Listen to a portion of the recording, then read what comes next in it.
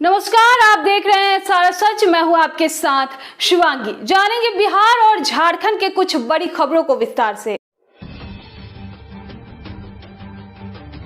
चिराग पासवान ने बीजेपी को दिए 2 बड़े झटके, तेजस्वी के लिए थोड़ी खुशी, बदलेगी बिहार की सियासत।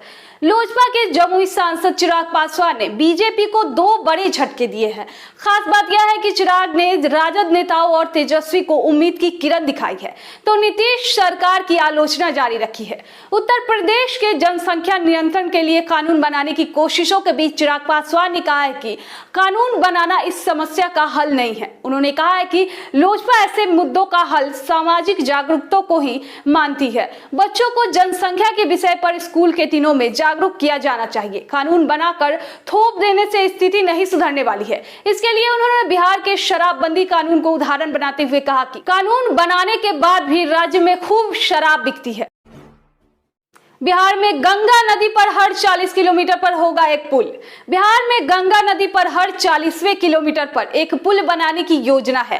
पहले बिहार में 10 लेन के सिर्फ 4 पुल थे। अब सरकार गंगा नदी पर 62 लेन के 18 पुलों का निर्माण कार्य करा रही है। अगले 100 सालों तक ट्रैफिक प्लान के मद्देनजर गांधी सेतु के ठीक बगल में 4 लेन के नए पुल का निर्माण कार्य जारी है, जिसे वर्ष 2024 तक पूरा करना है। गांधी सेतु के समानांतर बने रहे गंगा ब्रिज के तैयार होने से पटना और हाजीपुर की कनेक्टिविटी और भी बढ़ जाएगी। सूबे के पथ निर्माण मंत्री नितिन नवीन और विभाग के अपर मुख्य सचिव अमृत लाल मीणा ने गांधी सेतु के सुपर स्ट्रक्चर निर्माण कार्य का स्थल पर जाकर समीक्षा की। बिहार कोर्ट ने लगाई फटकार, कहा कानून की जानकारी नहीं, मधुबनी एसपी को ट्रेनिंग पर भेजा जाए। झंझारपुर कोर्ट के जज अविनाश कुमार ने भैरवस्थान थाना इलाके में एक लड़की के अपहरण मामले में पुलिस की ओर से सही धारा न लगवाने पर सख्त रुख अख्तियार किया है। कोर्ट ने डीएसपी, एसपी, थाना अध्यक्ष के अलावा एक न्यायिक अधिकारी से भी सवाल पूछा है। एडीजे कोर्ट के भैरवस्थान थाना में दर्ज एक एफआईआर पर सवाल उठाते और पूछा कि इसमें धारा 376 पॉस्को एवं बाल विवाह अधिनियम 2006 नहीं लगाई गई है। कोर्ट ने मधुबनी के एसपी डॉक्टर सत्य प्रकाश के खिलाफ डीजीपी, होम मिनिस्ट्री, राज्य और केंद्र सरकार को खत लिखा है। कोर्ट ने इस खत में लिखा है कि मधुबनी के एसपी को कानून एवं सुसंगत धारा लगाने की सही जानकारी नहीं है। उन्हें आईपीएस ट्रेनिंग सेंटर और हैदराबाद में प्रशिक्षण के लिए भेजा जाए। बिहार में फिर से भारी बारिश के आसार, मानसून के दोबारा सक्रिय होने से बदला मौसम।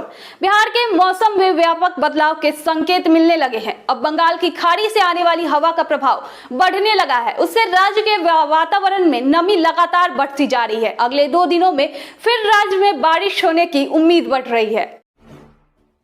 हथियार का लाइसेंस और जमीन के कागजात दिखाकर कर सकते हैं वोटिंग, जाने नया नियम। बिहार में होने वाले पंचायत चुनाव को लेकर राज्य निर्वाचन आयोग लगातार बड़े फैसले ले रहा है। लोगों को बड़ी राहत देते हुए राज्य निर्वाचन आयोग ने अब एक और महत्वपूर्ण फैसला लिया है। अब मतदाता अपने हथियार का लाइसेंस और जमीन के कागजात दिखाकर भी मतदान कर सकते हैं। जिसके पास मतदाता पहचान पत्र या फिर अन्य प्रमाण पत्र ना हो तो उनके लिए हथियार का लाइसेंस और जमीन का कागजात भी मतदान के काम आ सकता है। 10 साल तक देश का बढ़ाया मान, अब आर्थिक तंगी और सिस्टम ने तोड़ी कमर। मेडल बेचकर राशन लाने को मजबूर हुआ यह दिव्यांग एथलीट। लगातार 10 साल तक राष्ट्रीय पैरा एथलेटिक्स चैंपियनशिप में देश का प्रतिनिधित्व करने वाला धनबाद के दिव्यांग एथलीट अजय कुमार पासवान और उनका परिवार दाने दाने को मोहताज है। घर की आर्थिक स्थिति ऐसा है कि अब अजय अपने मेडल बेचकर राशन खरीदने की तैयारी कर रहे हैं। दिसंबर में हो सकता है पंचायत चुनाव, 6 महीने बढ़ सकता है कार्यकाल। मंजूरी के लिए गवर्नर को भेजा अध्यादेश। झारखंड में एक बार फिर त्रिस्तरीय पंचायत राज्य संस्थाओं का कार्यकाल बढ़ाया जाएगा। कोरोना की वजह से पंचायतों का कार्यकाल 15 जनवरी तक बढ़ाया जाएगा। इसकी अवधि दूसरे बार 6 महीने तक के लिए बढ़ाना तय हो गया है। राज्य मंत्री परिषद की मंजूरी की आशा में मुख्यमंत्री हेमंत सोरेन ने इस पर सहमति दे दी है। इसे राज्यपाल की मंजूरी के लिए भेजा गया है।